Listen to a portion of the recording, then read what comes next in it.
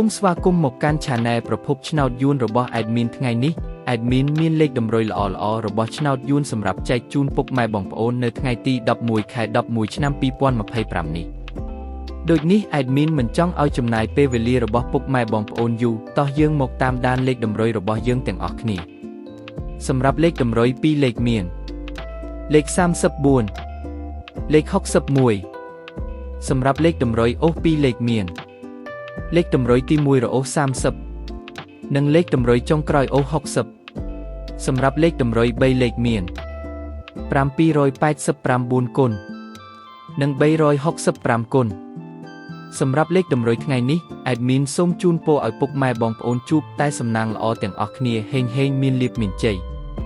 ជាចុងក្រោយសូមកុំភ្លេចជួយចុច Subscribe និង Comment ហើយដាក់សញ្ញារូបកណ្ដឹងដើម្បីជួយផ្ដល់កម្លាំងចិត្តមកកាន់ Admin ជាពិសេសងាយស្រួលតាមដានវីដេអូថ្មីនិងលេខតម្រុយល្អៗជាប្រចាំថ្ងៃជាមួយ Admin សូមគោរពលាពុកម៉ែបងប្អូនពីខ្ញុំបាទប្រភពឆ្នោតយួនសំណាងល្អទាំងអស់គ្នាសូមអរគុណ